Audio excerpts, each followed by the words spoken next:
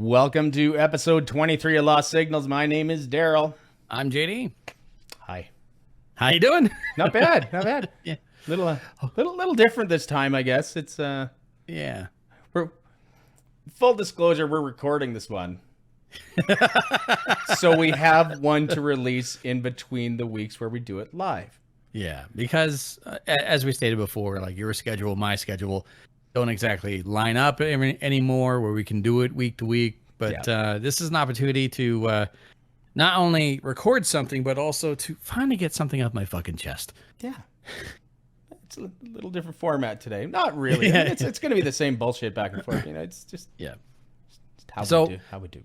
How we do. So, like we all have our own stories and we all have our own topics where we hope would be a category on Jeopardy where we know we would excel. And when it comes to me, it's my screwed up family.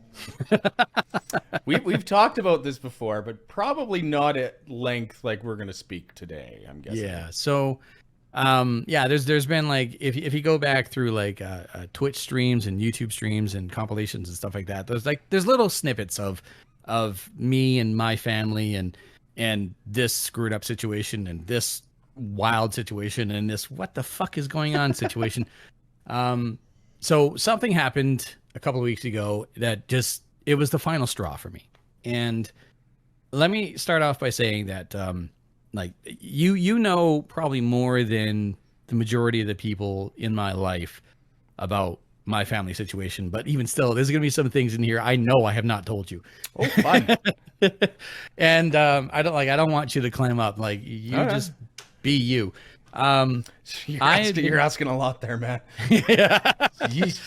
I had been hoping to mend fences with my family for a while, and I have tried and I have attempted, but there are some situations that came up that it's not up to me. The onus is not up to me to fix things. It's up to the other party. And I'm talking about my direct family. I'm not talking about aunts, uncles, nieces, nephews, something like that. So, like I said, it was a recent incident where it was over fucking Facebook of all places. Where surprise! It's where all fucking family fights fucking started. Fucking Facebook.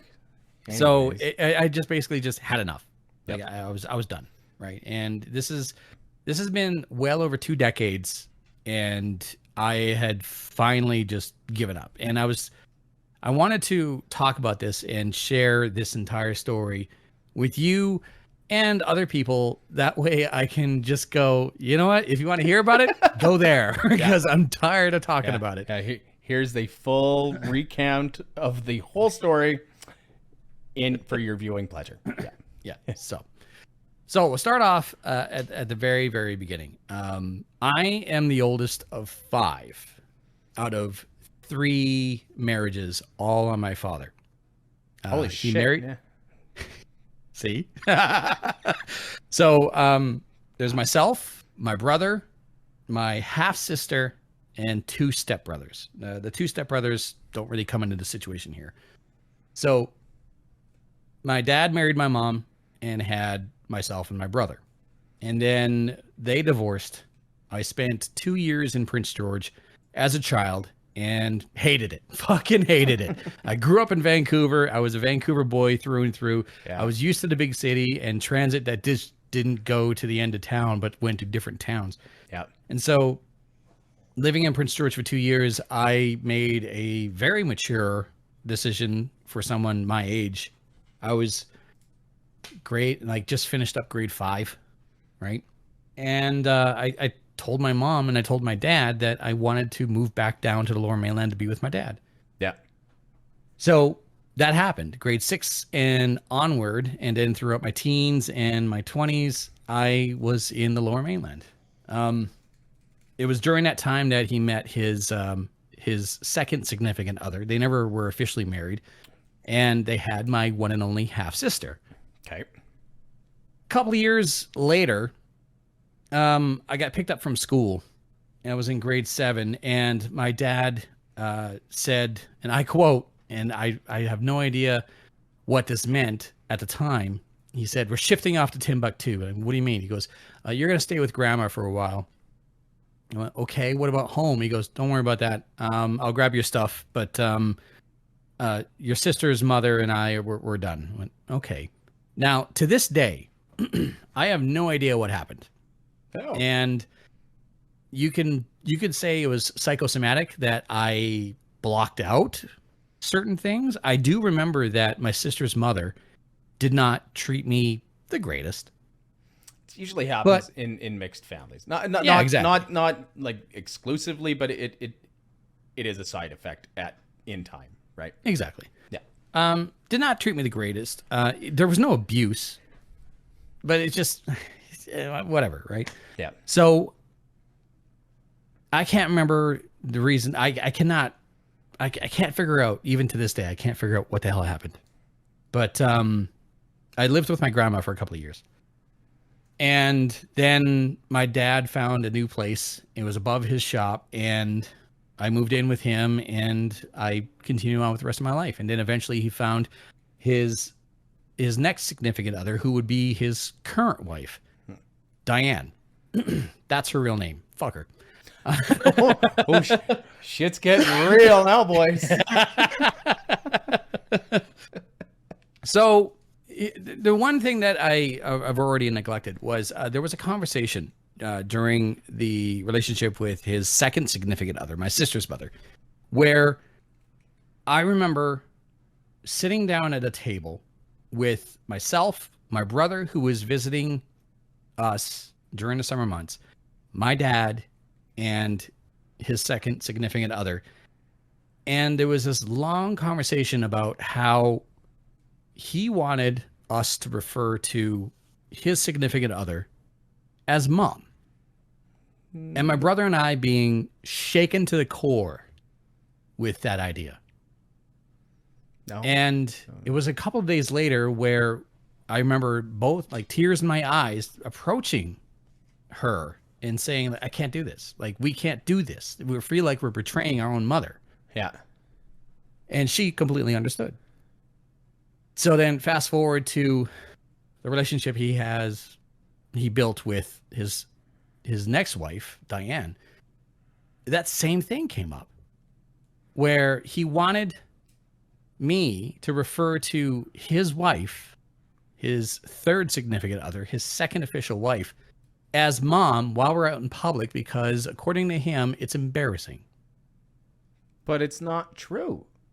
And it's not from the heart either. Yeah, it doesn't make any fucking sense. Yeah. So anyway, I found out later that he wasn't just asking this of me. He was asking this of his daughter as well. Now, we're starting to get into the meat of things here. Okay. It was what year was it? 2001.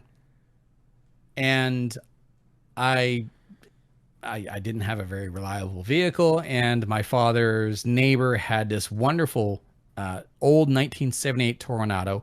It had 4,000 original kilometers on it. Ooh. It ran on propane, but it sat in the garage for who knows how long. And so when my dad and I were kind of car shopping, I couldn't really think of anything that I wanted. Nothing was really in my budget. And so it's like, well, what do you want? And we were outside, and I went, I want that. He goes, the Tornado? I went, yeah, I want that. He goes, well, I could talk to my neighbor and see what she says. So lo and behold, he talks to the neighbor, and they agree on a price point. It's a little bit on my range, but my father agrees to A, help me convert it back to gasoline from propane. Yeah. B, get it tuned up and ready to go. And C, co-sign with me on a loan so that I can actually pay for this thing, and then I just pay him back. Yeah. So that continues on. We're working on his vehicle. We pull the propane tank out, and we're having fun, and I'm learning more about mechanics because my father's a mechanic. Yep. And on a side note, my sister's having a really hard time with this whole referring to Diane as mom, and I don't live there anymore, and so I don't really have to deal with it. But my sister confronted me at some point in time and said, like, what do I do? I go, well, I mean, it would be best if you just approached Dad one-on-one and just said, what's in your heart? Yeah. Like, just be honest. Now, Yeah. My sister was born in 1990. This was 2001. So not even Like 11? 11 years old. Born in Jeez. April. Yeah. 11 years old, and like having to confront my father about this. Yeah. And so I said, you know what? I know you're going to be visiting Dad because like shared Custody. Custody. Yep. So yeah, words are hard. Yep. So when you plan on doing this, I'll be there for you. I will be there 100% for you. I'll physically plan on being there to work on the car anyway. Yep. So yeah, I'll do that. So anyway, the fateful day comes, and I know like I'm just fucking regretting it and just dreading it because I know it's going to be an issue. So I get to my father's place, and he immediately cops an attitude. He goes, "What the hell are you doing here?" And I go, "I'm here to work on the car." He goes, "Oh, you're not here to gang up on me with your sister?" I went, "Excuse me?" And so he just goes into this whole tirade about like how we have it all mixed up and like, you know, he disrespected his wife and blah, blah, blah, blah, blah. I'm like, what the fuck? And then it dawns on me that my sister approached my dad without me. Okay. About this situation. And he goes, "I don't want to fucking see you right now. Just go." "What about the car?" He goes, "Don't worry about the car. I'll get it done and then you can pick it up." So what he ended up doing was he sent my sister away to go back to his mother or her mother's. Yeah. And he sent me away, and then he sent my car away to one of his mechanic buddies, and he must have like had the apprentice do it because they did a shit job. Like, oh my God. Yeah. I had to tear apart half that engine just to get the proper work done. Aye. And then have it run properly. Yeah. So anyway, I still owed him for that car. Yeah. It was a couple of years later, just before I moved to Prince George. We started talking again, and I was ready to like start paying him back. This was way before money transfers and wire transfers, and even cell phones were like a prominent thing. Yeah. So we were talking, and I said, like, you know, I know I still owe you for the tornado, and he goes, "Don't worry about it. I shut down my business, and then when I did that, I incurred that as debt for my business. So it actually worked out, and I got a tax break." I went, "Oh, okay, cool." So fast forward to 2006, I proposed to my fiance. I proposed to my girlfriend, who would eventually become my fiance and my wife, Monroe. And I told my dad about it. And he's like, "Oh, great. Congratulations. If there's any way I love it. You know, the first wedding of my kids and blah, blah, blah." So my brother, turns out a couple months before the wedding, had to convince my dad that I didn't want to go to the Rippers. That I instead, like, I'm just not the type of person to go to the strip joint, right? Yeah. And that's true. I'm not a huge fan of the Rippers either. I spend way too much money there. That's a story for another time, though. That we can get into that topic another time. Yeah. I'm much more of a conversation person. So anyway, he convinces my dad, like, you know, if you want to do something for your oldest son who's about to get married, why don't you come up? We'll have dinner and blah, blah, blah, blah. That somehow turned into the most loud, alcohol-infused, round-robin clusterfuck of honesty the Moxie's restaurant has ever seen. I love it. Was in public.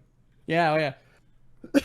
It was me, my brother, my mother, Diane, my dad, and my soon-to-be wife, all sitting at a round table in Moxie's. Yeah. And we're all drinking. Nice. But we're getting out everything. Like, you know, we're getting out the conversation and the utter insanity about the situation of referring to people who aren't our mom's mom.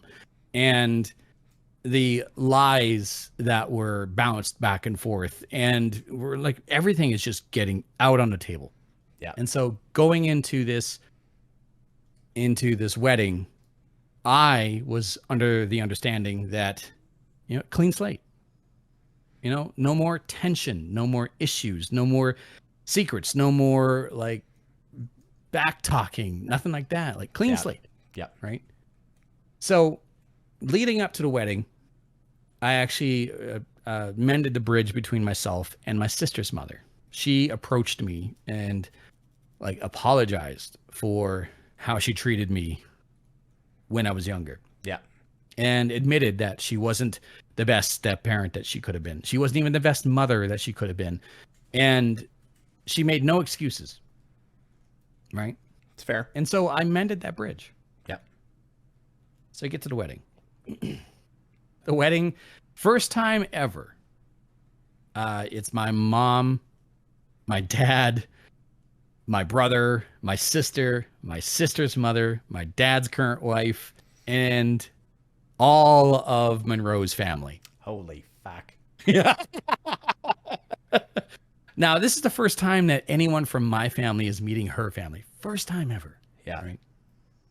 So, a couple of things happen. We have, first of all, we had this Ministry of the Peace, wonderful Irish battle axe woman who's like in her mid 80s and took no guff from anyone. And during the wedding rehearsal was just like, no, you do this, you stand here, I will cut your dick off if you don't fucking like just utterly brutal. And I loved her for it.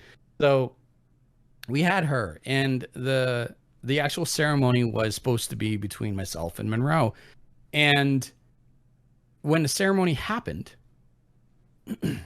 suddenly my mom was called up to help with this Celtic rope tying traditional ceremony. And it threw both myself and Monroe through a loop. Like, what? Oh, I'm like, not a problem with it, but okay, cool, whatever. Yeah. So put a pin in that. We get to the dance. And the first dance is between myself and Monroe. Yeah. And then the second dance is between Monroe and her father and myself and my mother. And I get maybe a minute into this song. It's about a 4-minute long song. And my mom says, why don't you invite up the other women in your life? This is my birth mother. And she goes, why don't you invite up the other women in your life? I go, what do you mean? She goes like, well, I mean, Samantha's mom is here. And I mean, your dad's wife is here. I remember saying to her, you don't like her. And this is a dance between you and me. Yeah. She goes, I can share my son. Whoa. Okay. So I let go of my mom. And then I immediately think chronologically, my sister's mother. So I reach for my sister's mother, and she's like, what's going on? I don't understand. Well, you should be dancing with your mom. So as we're dancing, I'm telling her what my mom said, right? And like, she's starting to cry, and she's like, I can't believe this is happening. Blah, blah. So I can sense that, there's the latter portion of the song coming up. And so I let her go. And I reach for Diane. And she screams loud enough that it drowns out the music, fuck you, and walks off. And I'm stunned, right? This is my wedding day. Wow. Everyone stops. Like, if there was a record on the player, it would have scratched itself. Like, who does that? Yeah, exactly. Like, so anyways, anyway. Put a pin in that one. My sister's mother snaps to it and immediately grabs me, and it goes from me leading her to her leading me to the song ending to me collapsing because I'm just like overcome. Yeah. Right. My favorite uncle Bruce, like giant man, it literally picks me up and carries me behind this shed. We were, it was an open ceremony on a campground just outside 100 Mile House. And so like, just to compose myself, and I'm just like, I'm confused. I'm like, what the fuck happened? Right. So I noted, like, someone else comes around the corner and says, your dad and Diane went to their cabins and they've locked themselves in there. I went, fine, great. So whatever. Finished the rest of the night. go to bed that night with my now wife, and no, we did not consummate the marriage last night because we were fucking exhausted. Yeah, it's fair. Wake up the next morning. She's stunned, as just as stunned as me, and I don't know what the hell is going on. Yeah, and so I hear my dad's vehicle fire up, and him being a high performance mechanic, he's got a hot rod, so it's very distinctive, especially since he's the only hot rod there. Yeah. I hear the vehicle fire up and it burns out and it leaves. Like, okay, cool.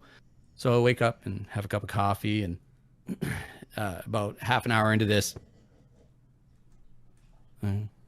okay, go answer the door, and it's like a third of Monroe's family are like, hi. Like, hi. Do you want me to get Monroe? And Monroe's mother is actually no. I want to talk to you. And, okay. She goes, no. What the fuck is up with your family? And went, oh God. I mean, so you shouldn't laugh. I mean, it is funny, but Jesus Christ, dude. So apparently, before they left that morning, there was enough food left over from the night before that Monroe's family decided to take it upon themselves to invite the entire camp, not just the wedding party, but the entire camp to a breakfast. It's fair. That's reasonable. That's awesome, right? Yeah. So apparently, while this was happening, Diane took it upon herself to walk up to where they were cooking everything, grab one end of the cold cuts meat tray, flip it onto the ground, turn around, walk away, get into the truck, and leave. What the fuck? And I'm like, it's like this just sounds like the craziest shit ever. But here's the thing: is that I witnessed 2 out of the 3 things that I just stated. And why would Monroe's family lie like this? They wouldn't. There's no reason for them to. Jesus exactly. Christ! Wow. So. Let's go back to pin number 1. Why was my mom involved in the wedding? Before the wedding ceremony was happening, the Justice of the Peace needed a place to organize her papers and her things and all that stuff. Yeah. And she had these custom-made brochures, one for my dad, one for my mom, one for her dad, one for her mom. Yeah. And so she needed a place to organize all these other papers and whatever, blah, blah, blah, blah. And so she found... she was welcomed into the cabin where my dad and Diane were staying. Yeah. And so she's there and she's doing this and she's laying all this stuff out. And apparently what happened, this is according to the Justice of the Peace. Apparently what happened was that Diane said, well, what are those? And she said, well, that's for the groom's father and mother. And this is for the bride's father and mother. And she goes, I'll deal with those for you. And took them and bolted. Literally stole these brochures from underneath, right in front of the Justice of the Peace. Like I said, a wonderful battle axe, like 80 something Irish woman, but physically not quick. Yeah. So smart though. She noticed and she took notice of what just happened. And then she went and approached my mom and said, look, there's a good chance you're not going to get the custom brochure that I made for you. I'll make you another one. But how would you like to be a part of the wedding? Yeah. So I heard this story from both the Justice of the Peace and my mother. Holy fuck. Pin number 2. Why did Diane tell me, fuck you, when I reached for her to dance? A couple of years later, I'm still just kind of like dumbfounded as to what happened. And the wedding is kind of a sore spot. So a couple of years later, I'm talking with my sister's mother. And the wedding comes up. And she starts to get quiet. And I go, what's wrong? She goes, well, there's something I didn't tell you. I went, what happened? She goes, before your wedding, I wrote a letter, a handwritten letter to your father and said that because it was your wedding and because things were not well between us, her and my dad and Diane. Yeah. And also things were still kind of strained between my sister and that family. Yeah. I wrote him a letter basically saying, please keep your distance. Leave us alone. We are here for JD's wedding. Yeah. That's it. And she said, I didn't want to tell you. That's like, okay. That's a reasonable letter to write, in my opinion. Yeah. You know? Yeah. Go ahead. Like, I just think, like, just to try and, maybe stop some shit before it happens, but obviously it didn't work. Yeah, exactly. Yeah. So, sorry, just give me a sec here. Yeah. So I was like, wait a minute. So Diane told me to go fuck myself at my wedding because she thought that I was in cahoots with you as to keeping you guys apart. And my sister's mother went, I guess so. And I said, why did that have to come out that way? I mean, no one would have known. And they could have approached me like before, after, but instead it was a giant violent display and protest during my wedding. Unnecessary as well. Like, Jesus. Very Christ. unnecessary. It's fucking. Can we go ahead? Yeah, it's fucking weird, man. It's fucking wow.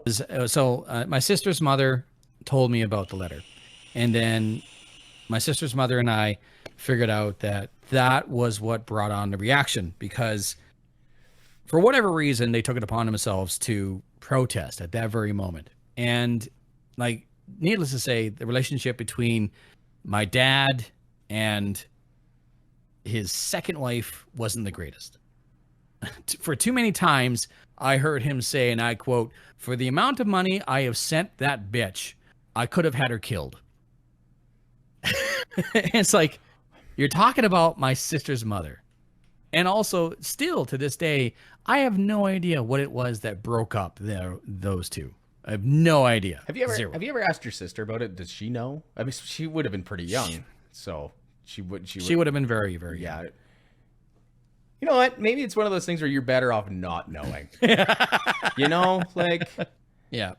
Because I know you don't see your dad in real great light, obviously, but I mean, this might even just pushed over the edge. Farther. There's no over the edge anymore. I'm already fallen. That's it. I've hit rock. Yeah. Okay, fair enough. Well, maybe you should know that. But anyway. Yeah. It's just icing on the cake, if you want to use another metaphor. So anyway, so that happened, and that's what basically, like, it put everything together, right? Yeah. The giant shouting match at the restaurant meant nothing. It didn't resolve anything. It was still them acting in their own best interest and calling attention to something that otherwise wouldn't have been known, and not treating me like an adult, not approaching me like an adult, and not going off of the conversation that we had at that giant dinner at Moxie's, which we left like $100 tip for that night easily. Yeah. The poor waitress just did not know what to fucking do. So, fast forward. That was 2007. Yeah. 2012, the relationship was falling apart between myself and Monroe. And there's a lot of reasons for that, and none of them malicious. It's just, I had gotten to a point in my life where I realized it was kind of a crisis of character, or even, like, you want to call it a midlife crisis. But I was in my 30s, and I realized that I had no one to blame for myself for my health and my finances and my personal situation and my happiness. I didn't have Monroe to blame. I had me. Yeah.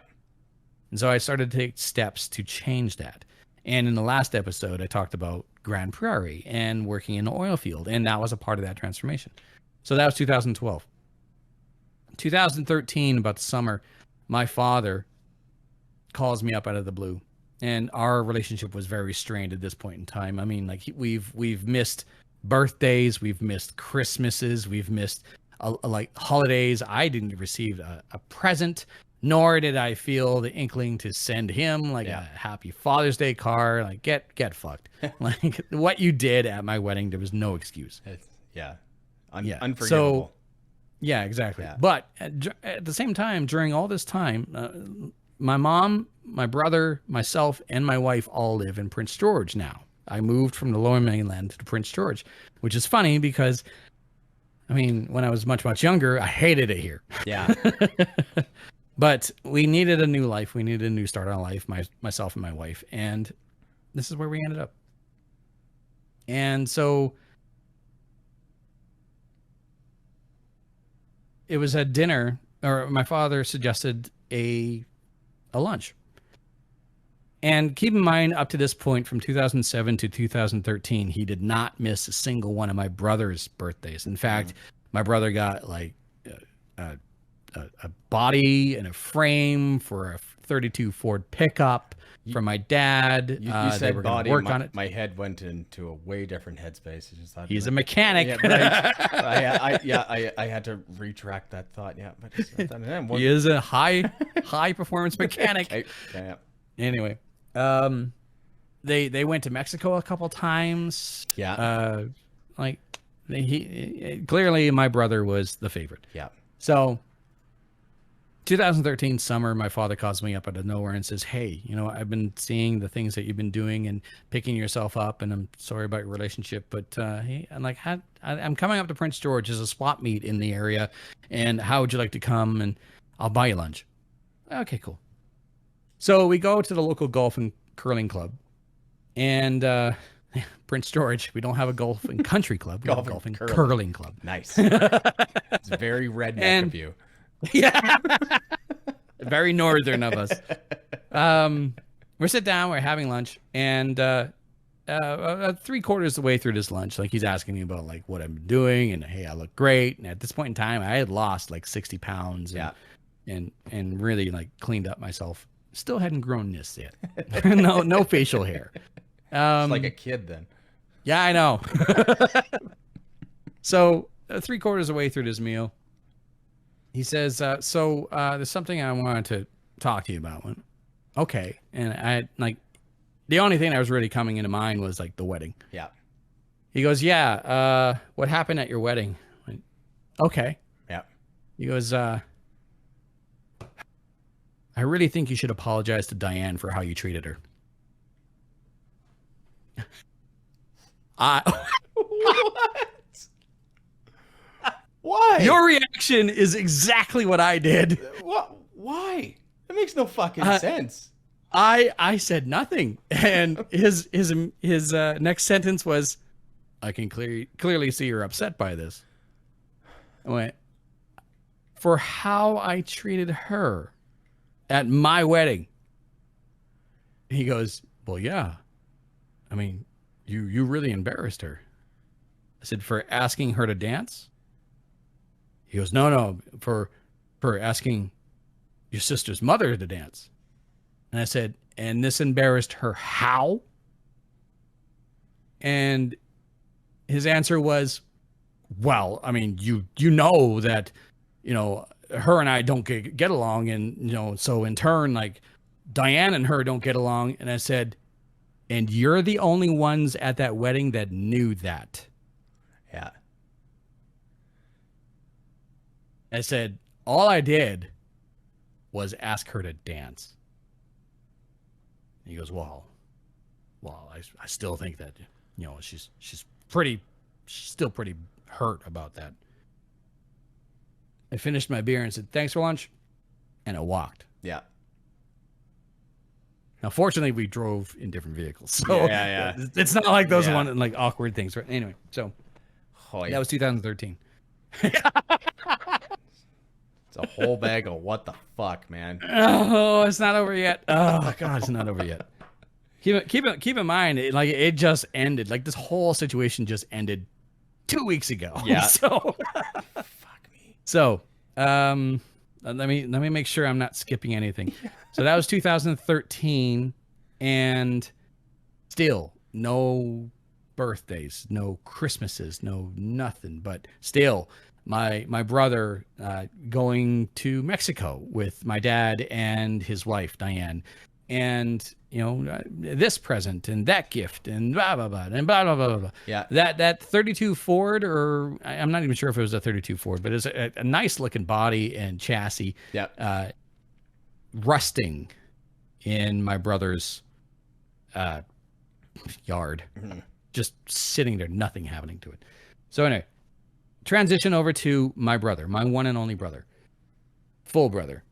For years, and in fact, for a while, him and I were on the same softball team.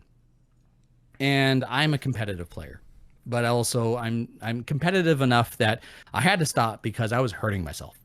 Okay. Yeah. I used to have to bring bandages and scraps of cloth to cover up like where I was bleeding, and that was like in the 4th inning. Oh, nice. Classic. Yeah, exactly. Yeah. So when I stopped playing, I wanted to support my brother, and I said, like, hey, let me know when you're playing, because I would love to come out and watch you play. Yeah. And I bugged him about it for a while, and I never ever got like, hey, I'm playing here, come on out, and blah blah blah. Never. Yeah. Never. And this went on for years. So I always made sure that my brother's birthday, which is around Easter, was always celebrated. And to the point where, like, I would call up my mom like a couple days beforehand and say, like, hey, my brother's turning old again. Like, what are we going to do? And sometimes when his birthday, which was in the middle of April, would be around Easter, we get him a birthday cake that was Easter themed. Yeah. And it was just one of those things. Yeah. So, there'd be times where I call up my mom and I go like, hey, what are we doing for my brother's birthday? And she goes, oh, fuck, I didn't get a cake. Like, I'll go get a cake. Like, minimum, it has to be a present, a card, a cake. Like, that's it. That's all you have to have for a birthday, right? It's my brother's birthday. I'm celebrating my fucking brother's birthday. Yeah. Those 3 things. So I'm bringing these up as a point because it was around 2018 that my mother started to not feel well on a consistent basis. Yeah. And like there was lots of tests and they couldn't figure it out. And I was throwing out ideas because like she would just be like could not keep anything down and then suddenly be okay and then had zero energy and then was like energetic, and it wasn't just like a mental thing. Like physically there was something wrong with my mom, and she was pushing like just not even hitting 65 yet, and like was definitely suffering from something. Yeah. So it was April 2018. April 2018. It's getting close to my mother is still sick, and it's getting close to my brother's birthday. And I text my mom and I go, hey, it's almost my brother's birthday. What are we doing? And she goes, oh, we're going to Mexico. And that's funny. And then the next text is, oh shit, didn't we tell you? So I pick up the phone and go, what's going on? And my mom goes, I'm so sorry. Yeah, your brother, your uncle, his girlfriend, and I, we're going to Mexico for like 3 weeks. Holy fuck. What? Why wasn't I told? She goes, I thought we told you. Oh, it's like, no. All right. Well, like was this like spur of the moment thing? She goes, no, we booked it last October. Holy fuck. You think that would come up in, conversation? It's like, oh, hey, we booked this trip. No, Jesus Christ, dude. Or during Thanksgiving or Christmas or New Year's, which we spent together. Yeah. Or also random phone calls or texts or yeah. Whatever. Yeah, also, okay. My mom, at this point in time, my mom, my brother, and I all worked for the same company, the same bus company that I currently work for today. Holy fuck. So it wasn't just like, hey, I don't see them very often. It's I literally see one or both of them at least once a week. Yeah. So, okay. All right. So you booked it in October. How? She goes, oh, you remember the travel trailer we had? I went, yeah. She goes, well, we sold the travel trailer and then we got a great deal on like an all-inclusive package. And and your Uncle Bruce and his girlfriend wanted to go too, so we just kind of put it all together. And okay. So, Mom, do you want me to go by and watch the dogs? They have 2 dogs, 3 cats, a bearded dragon, and some fish. It's a whole fucking zoo. She goes, oh, no, don't worry about that. We got one of the mechanics from the shop to watch the house. Oh. Wow. Literally doing everything possible to not have me involved whatsoever. Yeah. So I'm like, all right, fine. Well, enjoy your trip. She goes, I am so sorry. I'm like, whatever, fine. Make it up to me later, I guess. Yeah. So the reason why I was calling her is because I had the birthday cake for my brother because it was right around Easter in my fridge. Yeah. And I bought my brother some gift certificates to a restaurant, and I had him a card. And I was like, so I got all prepared. Yeah. Right. All we have to do is get together and do it. And yeah, they buggered off to Mexico for 3 weeks. Jesus Christ. So they come back from Mexico and like, hey, got you a t-shirt. Fuck you. I didn't say that to them, but at the same time, it was definitely what I was thinking. Like, what's the wow. I know. So my birthday comes around. My brother's birthday is in April. My birthday is in July. And my mother is still just like struggling. Still have not figured out what the fuck is wrong with her. Yeah. Right. A woman her age, not exactly the healthiest person in the world, a chronic smoker, no alcohol, not exactly the healthiest eater, but at the same time, like not or obese. Yeah. Like, so my birthday's coming up, and she texts me the morning and she goes like, hey, happy birthday. I went, thank you, happy birthday. And she goes, what, you got plans for today? I went, nope. I wasn't dating anyone at the time. Yeah. And she goes, okay, well, do you want to do something? I went, yeah, of course. She goes, well, how about fajitas and seafood at my place for birthday? I went, perfect. Yeah. One thing I love the most on my birthday is seafood. I love seafood. Like, I'll stand at the grill and cook it myself. Like, I don't fucking care, right? Yeah. So she goes, great. Okay, see you for dinner. About an hour later, I get a text message. She goes, oh, your brother's got a ball game tonight, so do dinner. How about lunch? All right, fine. So my brother and my mom, who I need a side note, my brother has never lived under a different roof from my mother, and even true to this day, which gets weird when I get to the point. So my mom and my brother have never lived under a different roof from each other. Ever. Never. Okay. And for many different times in the past, my brother, out of frustrations, like comes up to me at the shop, where we talk all the time, and says like, one of these days, you know what, mom's going to come live with you. And my answer every single time is, you're both adults. Yeah. Like, she's not incapable. She's not inept. Yeah. Like, yeah. And on top of that, it is her house you were living in that she sold to you at a very cheap price, because if she didn't, she was going to lose it to the bank. Oh, yeah. So anyway, my birthday. Can't do dinner.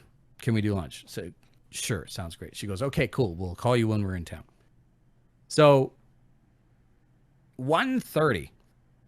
I get a phone call. It's like, hey, we're in town. Meet us at this such and such restaurant. And she picks the cheapest, shittiest Mexican restaurant in Prince George. I'm sure there's abundance of Mexican restaurants in Prince George. Yeah. As well. Yes. I can just see it's the mecca of Mexican food. I can tell. But this restaurant specifically, Yeah. exactly. Yeah. This restaurant specifically is a hole-in-the-wall Mexican joint where the main instrument of cooking is a microwave. Delicious. Delicious. Yeah. So it's pronounced, I hate this place. It's pronounced microwave, by the way. Microwave. Yeah. I hate this place. I don't blame you. This place. I hate that place already too. I can tell. Yeah. So, but my mom says, "Hey, we're in town. Meet us here." I'm like, yeah. Fine, whatever. So, go there for my birthday lunch. And my brother buys me the 2 for Tuesday.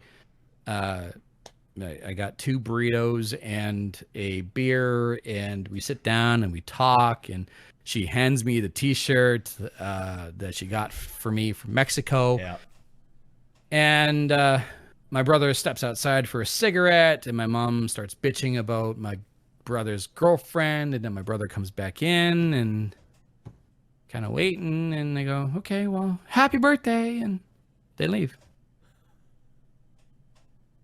And I literally sat there and watched them get into the truck, thinking to myself, like, they're going to surprise me with like a cake. And no, they fucking left. There's a bakery right next door to this Mexican restaurant, and they fucking left. I came home and I wept. Like, I was just like, you fuckers went to Mexico for his birthday, and you couldn't even be bothered to get me a fucking cupcake with a candle in it. Nothing. My ex-wife called me up to say happy birthday, and I answered the phone. She goes, what's wrong? And I told her all about it. And she goes, oh my God. Within a 45 minutes, she came over here with cupcakes. Yeah. And a card and a little Deadpool pen. And that's all that's all I wanted. So that was my birthday. Fast forward to my mom, and her condition continually gets worse. Yep. Eventually, it gets to the point where she says, hey, I know we had dinner plans, but don't come over. I'm like, okay, why? What's wrong? She goes, I'm jaundice. I went, excuse me? She goes, I am yellow from head to toe, and I don't know why. I think maybe we got something from Mexico. I'm not sure.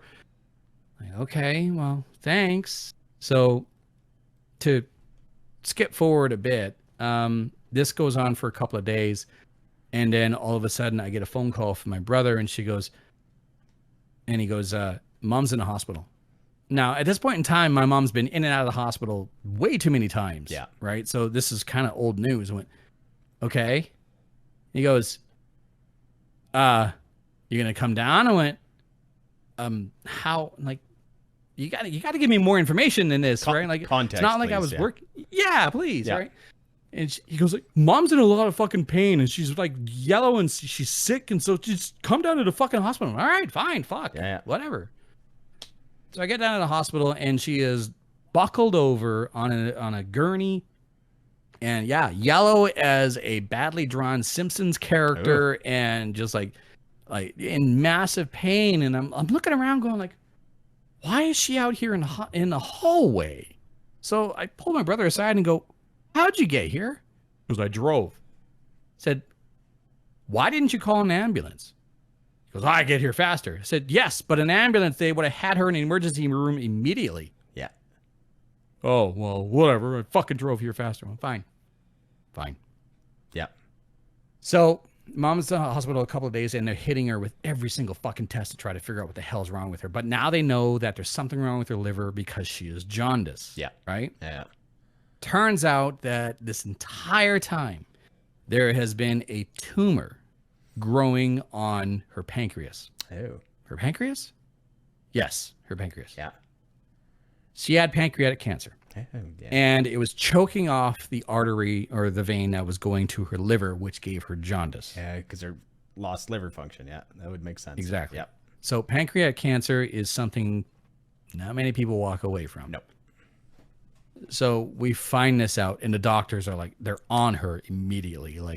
We got to do this. We got to try this. We got to do this, blah, blah, blah, blah. We're going to try something. We're going to try to remove the tumor that's around your pancreas. We're going to try to help you out. And there's a chance that we're going to blah, blah, like all this, like these plans. Yeah. Great. Awesome. Fucking love it. Right. And my brother is just beside himself. And I'm trying to be strong, and I'm talking to the doctors, I'm talking to the nurses, I'm trying to get as much information as possible. I'm talking to family, and like, understandably, like my brother, he's having issues coping. Shutting down. Right? Yeah. Yeah. So I tell him, look, if there's anything you need, if there's anything at all, any help you need, be it like anything, like even if it's financial, like just let me know. Yeah. Please just let me know. Right. So the day before my mother goes in for this surgery, and I know like anyone watching or listening, and even you, Daryl, are like, okay, we started off with your father. Yeah. Where the fuck is this going here? So the day before my mother goes in for her surgery, I'm up in the hospital room, and it's myself, my brother, and my mother, and we're talking and we're joking, and nothing's on TV, and I'm like, well, fuck, they don't have Matt Luck up here, so just relax. And we're laughing, whatever, and then they get quiet, and I'm like, it's that feeling of like something's coming. And my brother goes, so Mom and I were talking, and we decided that if Mom needs a liver transplant, you're going to be the donor. And he says that to me. And I sit there, lost in a dream, like, oh my fucking did I just become a cadaver? Like, you're fucking just a walking organ bank. I couldn't believe it. I literally could not believe it. Now, not even 10 seconds after this happened, the doctor comes walking in, and I'm like, thank fuck, because I'm going to be ripping someone's throat out. Holy fuck. My mother goes through the surgery. Yeah. And it didn't go well. Yeah. They actually had to she was supposed to be on the table for 5 hours. She was on the table for 13 hours. Ooh. They had to graft a vein from her leg to her pancreas, to her liver, because the vein that was there was done. It was brittle. It was dust. Yeah. They did everything they could, and she was in an induced coma for like a week. So fast forward a bit more, she crashes about 3 times, and a last-ditch effort, they were going to put her on a very aggressive dialysis machine. Yeah.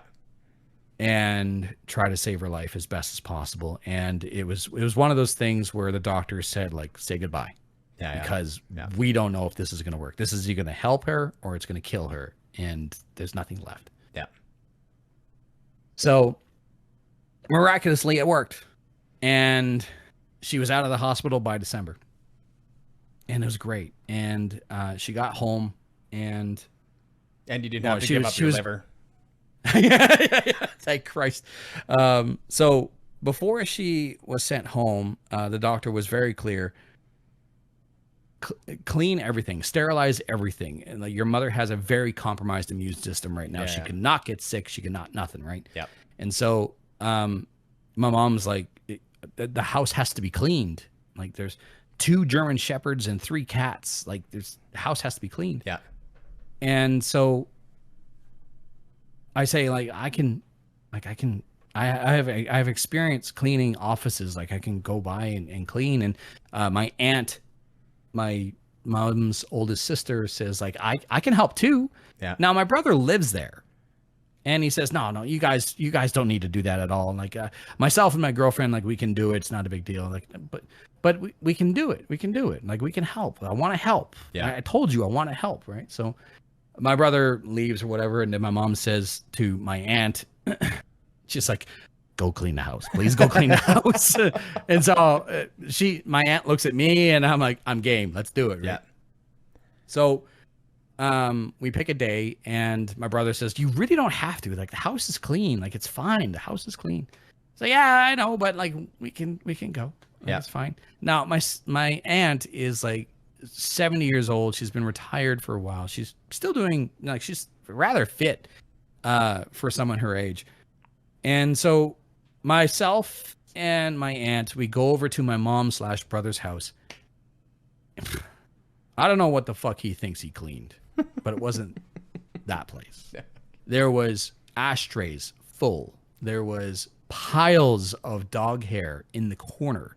There was, like, you know how some doors have like bevels on them and whatever. It was just a shelf for dirt. It was disgusting.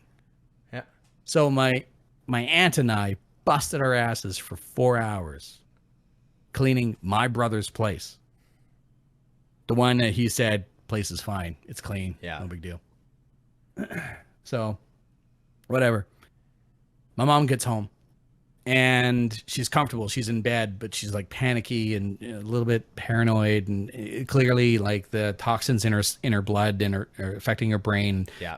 You know, things aren't exactly clicking as well as possible. And there's paranoia. Like she's with it. Like at one point in time, she says like, you know, just make sure you clean the cameras. I went looking around her room going like, what cameras? And she goes, huh? Did I say cameras? Yeah. She goes, oh, why did I say that? I went, I don't know. So anyway, I get sick. I get a cold like a couple days later, and I text my mom and I say like, you know, like, hey, I know I should be coming over, but I'm not going to come over because I have a cold. Yeah. And she goes, no, stay away. Yeah. Like, cool. So about a week later, I text her and I go like, hey, how are things? I get no answer. I go, hey mom, are you having a nap? And I get no answer. And later on in the day, I'm like, hey mom, just checking on you, just letting you know I love you. And in all caps, I get an answer back. Why don't you fucking call me? I went, oh, fuck, Jesus. Yeah. So I call her up and I go like, why don't you fucking call me? What the hell? Like, where have you been? I'm like, what do you mean? She goes, it's like I am the last person on your list of priorities. Okay. Yeah. Right. Sure. Right. Mom, like I was sick. Right. And you told me to stay away. She goes, yeah, no, but you could call me at any point in time. I went, yes, mom. Phone works both ways. You can call me at any point in time. Yeah. She goes, I could die at any point in time, and I could have a blood clot, and it reach my brain, and poof, I'm gone, I'm dead, blah, blah, blah. And like, why does it seem like I'm the last thing on your list of priorities? And I'm like, I'm trying to keep calm. Yeah. I'm trying to breathe. And she goes, say something other than just fucking breathing in the phone. I went, fine. So I just let loose. Like, my fucking birthday. You went to Mexico without me, and the last on the list of priorities, you fucking hypocrite, blah, blah, blah, blah. She goes, I don't want to talk to you right now. Click. And she hangs up the phone. like, probably shouldn't have yelled at my mom, but for fuck's sakes, right? Yeah. So I had to go to the grocery store. I get to the grocery store. Just as I pull into the parking lot, phone rings. It's my brother. Mad. Here we go. Yeah. Yes. Yeah. I pick up the phone and go, hey. He goes, hey, what are you doing yelling at my mom? I said, our mother yelled at me. He goes, well, I mean, come on, man. Like, you shouldn't be doing shit like that. I was like, excuse me. She yelled at me and was hypocritical over calling me and saying, how dare I put her at the bottom of my list of priorities? Yeah. And he goes, well, I mean, that's kind of what you fucking did. I went, oh, don't you fucking start. And he goes, well, like, you didn't help at all. And like, you haven't pitched in at all. And I said, did I not say a while ago? And in fact, I said this a couple times. If there's anything you need help with, let me know. Even if it's financial, let me know. Yeah. You never let me know. He goes, well, you should have just fucking done something. I said, what am I supposed to do? Guess? He goes, well, you're being really inconsiderate. I said, fuck you, buddy. I'm not the one who was going after someone else's liver. What do you mean? I said, you don't tell someone they're going to be a liver donor. You fucking ask them. Yeah. He goes, well, aren't you selfish? I'm like, excuse me. You fucking give your own fucking liver. Why'd you have to volunteer me? Exactly. Fuck. Like, if you would have asked me, I would have said yes, 100%, without question. You didn't fucking ask me. I mean, it does grow back, but Jesus, like, it takes a while, but at the same time, like, it's your mother. Yeah. I mean, nobody would want my liver, but I mean, I get it. I'd take your liver. Well, good luck. So, this argument escalates, and like, well, like, you're being selfish. I'm like, excuse me, I'm not the one who went to Mexico for my birthday and didn't even bother to tell my family. He goes, well, it's none of your business. I said, you're my fucking family, and mom was sick. Yeah. It was my business. And I brought up, I forget how I did it, but I brought up my birthday, and he's like, "Oh, boo hoo, oh, fuck you," and I hung up the phone. Yeah. So this is coming to an end. It's coming to a crescendo, I promise. Yeah. This is all my family. So anyway, I can't talk to my mom. I just can't, right? Like the fact that after asking to be a part of their lives and like being excluded purposefully from Mexico and no invites for like going and hanging out with my brother during his ball games after asking him repeatedly, like, and then saying like, why don't you ever fucking call? Like, why don't you guys ever fucking call? Yeah. You know, like we work together for fuck's sakes, you know? So nothing. And then months go on, and eventually I get a message from my cousin, and it's, "Hey, your mom's in hospice." Like, oh, shit. Like I knew it was going to happen. Yeah. Right. The next day, it was a Thursday. It was June the 6th. And I just happened to be working early at the radio station that day because I was going to pull a double. I was going to go to the radio station and I was going to drive. Yeah. I get to the radio station and I'm doing my work, and I go downstairs to the second floor where creative works, and I talk to a friend of mine, and I tell him briefly of the situation, and I said, "What should I do?" And he goes, "You should go by and see your mom." You know, like, yeah. I feel you're justified in how you feel, and they definitely could have done more. And yes, you admit that you too could have done more, but there's only so much you can do when you get no return. Yeah. And he said, go see your mom. Go tell her that you love her. You still love her, right? I said, of course I do. He goes, go see her and just tell her that you love her, and you know that you're sorry that it's like this. I said, probably the best idea I've heard. So I go upstairs and I grab my wallet and I reach for my phone, and it's blowing up. And it's every single one of my family members telling me that my mom just died. And I had the feeling of, I should be sadder, but I'm not. I said everything I wanted to. I said everything I needed to. I never hesitate to say I love her. Yeah. Fuck. So that was June the 6th. And I remember that because it's weird.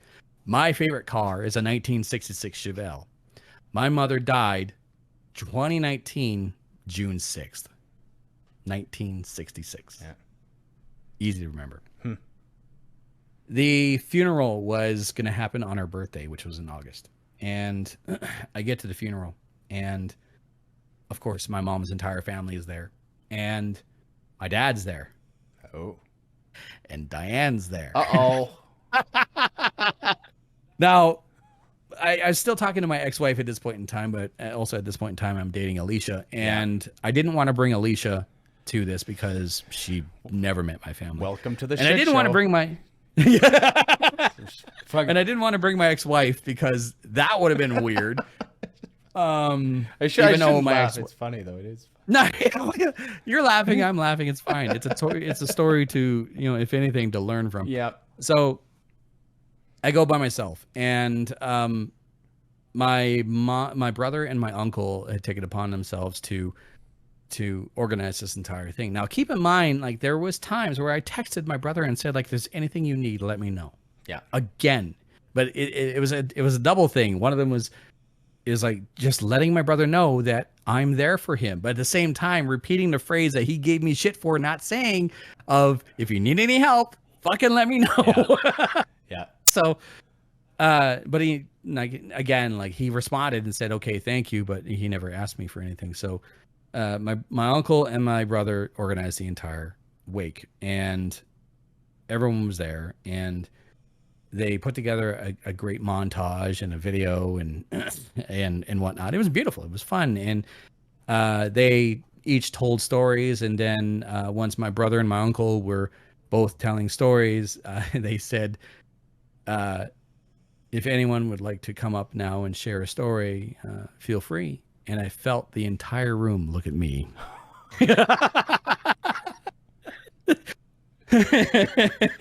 Yep. Now my uncle looked at me, but my brother just walked off. I was like, whatever, fine. So I get up there and I say my piece, and I tell a funny story about my mom, and I tell her that I love her, and I tell her I tell, everyone, like, I appreciate them being there, and it really is a tribute to her seeing an entire packed church community center full of friends and family and smiling faces. And so that was nice. And then other people told stories, and the entire time Diane is not looking at me, and that's fine. Wonder why. I wonder why. So get to the end of the service, and there's snacks and coffee and tea and whatever, and I'm helping move benches and tables and chairs, and I'm helping out, and I'm kind of casually talking with my dad, and I had the feeling of forgiveness and remorse and regret over the situation, even though I knew that it wasn't my fault. Yeah, like, we're still referring to what happened in 2007 at my wedding, and further back with this whole, I want you to refer to my significant other as mom, which is where this whole thing started. But I was talking to my dad, and he says, I want to take this opportunity to open up a communication, and I want you to like pick up the phone when I answer, and I want you to respond to a text when I text you, and I don't want things to be awkward anymore. And I understand. He goes, this kind of made me realize that I have this fear that when I pass, you won't be there. Yeah. I didn't know how to answer that. So I go to leave, and I'm saying goodbye to aunts and uncles, and I see my Uncle Bruce. Now, this is the same Uncle Bruce that physically picked me up during my wedding and carried me behind a shed just to help gather myself.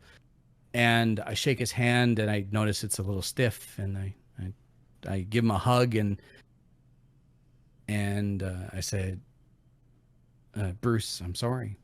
And Bruce is, he's my uncle, but he's only 15 years older than me. Okay, yeah.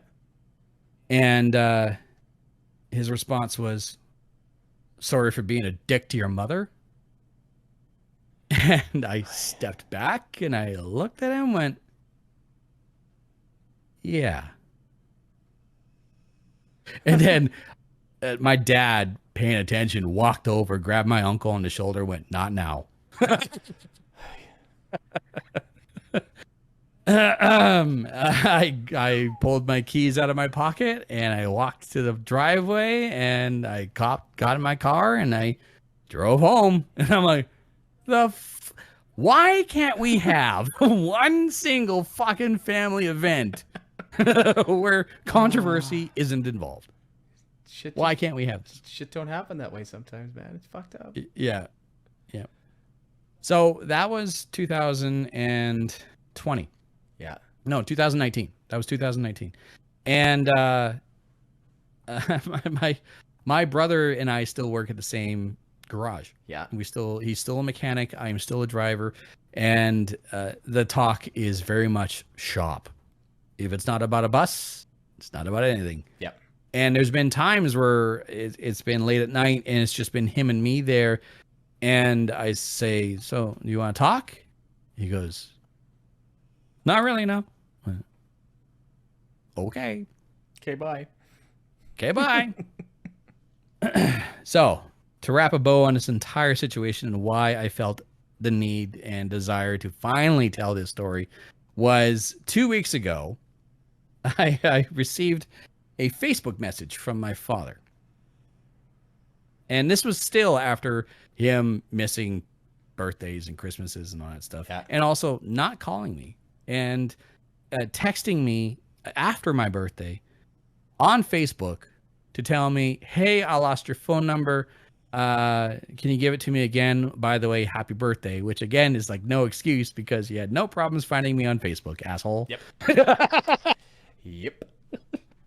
So he sends me a link to something with like no explanation, no nothing. And so I look into the link and it's a bullshit, highly leaning, open letter, as it were, to John Horrigan and Dr. Bonnie Henry about the CDC and COVID and blah blah blah blah. So I did get a little bit deeper, because I'm not going to do anything or read anything without knowing the source. And I look into the source of the site that is hosting this quote unquote open letter, and it's hugely supported by the PPC.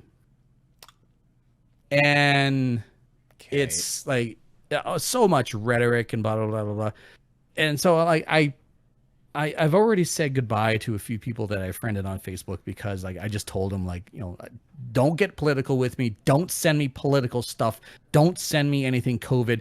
I'm not going to send you anything like that. So don't do it to me. Yeah. But for whatever reason, they continued to do so because they thought, oh, well, JD works in media. So he needs to see this. He needs to know about all this shit. Shut the No, I don't.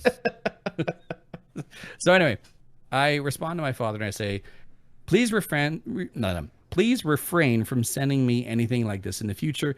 The blah, blah, blah supports and promotes a lot of things I do not. They are very biased. He responds with LMAO. And other media sites aren't? Do yourself a favor and actually read the stats they have stated. You might learn something. P.S. All those stats are taken from the CDC and other legitimate sites. No, they weren't. And why are you laughing at me, asshole? And then he follows up with, while you're at it, how about you pay me and Jesse and whoever else you borrowed money from? You owe me $1,200 from the wedding, and I can't remember how much the loan was for the cosign for you to buy that car from me. The wedding that he ruined. And he asked me if there's any way that he could help.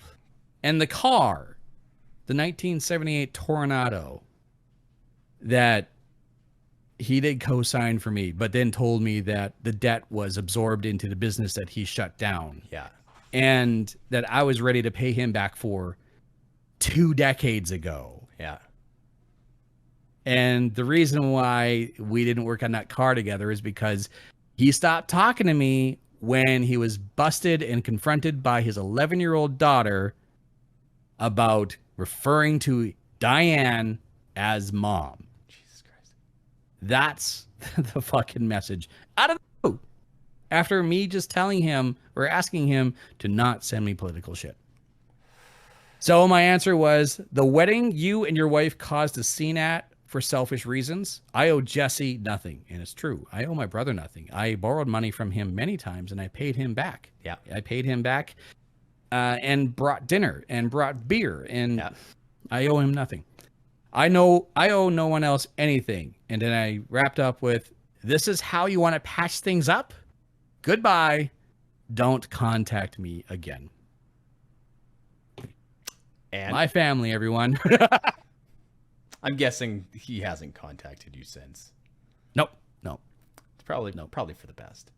If he wanted to, he could email me. Yeah. If he wanted to, he can call me from a different line. If he wanted to, he could show up. Yeah. But I'm done. I am done with him. Like, I've been holding on to this hope that we could fix things that started over 2 decades ago. Yeah. Through no fault of my own. And I had just had enough. Like, holy shit. I don't know if this was from day drinking. I don't know what that was, but that was completely out of the blue, and it went from 0 to 60 in 2 seconds flat. You're probably better off. I don't have to worry anymore as to whether or not he's going to try to call me during my birthday, which he never did, or Christmas, which he never did. Watch. He will this Christmas. Just fucking watch. It's going to happen. Out of the blue. He's going to call you. Just be like, hey, what's up? Hey. Yeah. My favorite son? No, I'm not. So yeah, that's. I'm glad you got it off. I'm glad you got it off your chest. That was quite the fucking story, man. That's you have way more patience than I do, because people would have got told to fuck off like probably right at the beginning. So, but look at the story. I was able to share. You know what, man? It was a story, but sometimes your sanity has to be worth more than a fucking story, right? Here's a funny thing about that is when I was much younger, my dad took it upon himself and paid full pop for me to talk to counselors and psychiatrists. Before I was 20, I had seen 5 counselors and 1 psychiatrist, because turns out my dad thought I was messed up in the head. He had it backwards. Or maybe the counselors actually helped me. Maybe, yeah. And he could have used a little bit of counseling himself. Yeah, that's usually the way that goes. So, that's it. That like this is giving me the opportunity to finally go, like, if you want to know my life story, if you want to know why I don't get along with my family, this is why. And we'll put it up on the internet so everybody can see it. I like it. I'll start taking suggestions for what my new last name will be. What's a good? You know what? We'll put a poll out or something. We'll find you a new last name. It's got to be something. Yeah. Like, it's got to be something cool though. So I was thinking, because JD stands for James Dean. My last name could be Martin. James Dean Martin. Hmm? You know? That could work. Yeah. Yeah. Or if I wanted to go wrestling, I could be James Dean Ambrose. Interesting. Yeah. I got you thinking. Yeah. You got some choices there. Yeah. So anyway, thanks for listening. Yeah. That was quite the fucking ride, man. I'm not gonna lie. That's fucking something. This is the first time I got everything out all in one shot, and I didn't leave any details. That, like, everything that fucking happened, everything that started and led to 2 weeks ago, and I'm just, you are literally the first person ever, Daryl, to hear the story from start to finish. And it was something. Holy fuck.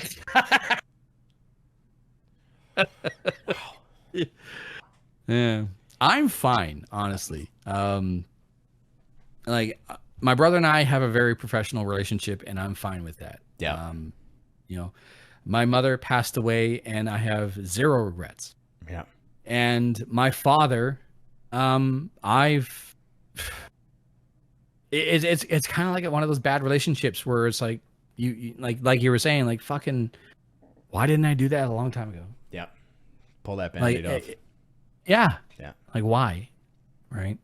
And I've gone 2 decades with very little of him in my life. I'm 42 years old and successful and living on my own and doing just fine. I don't need him in my life. And I've proven that for the past 2 decades, at least, I don't need him. Yeah. You know? Yeah. So I'm fine. Like, honestly, I'm fine. And yeah, like, a little emotional over a few things that I went into detail about, but, like, no one can really blame me for that. No. How I feel is real. But as it stands right now, like, I sleep at night. That's all that matters. You know? That's all that matters. Yeah. And I got a beautiful bastard like you as a friend, so that's a blessing and a curse. I promise you, no more stories about my family. Fair enough.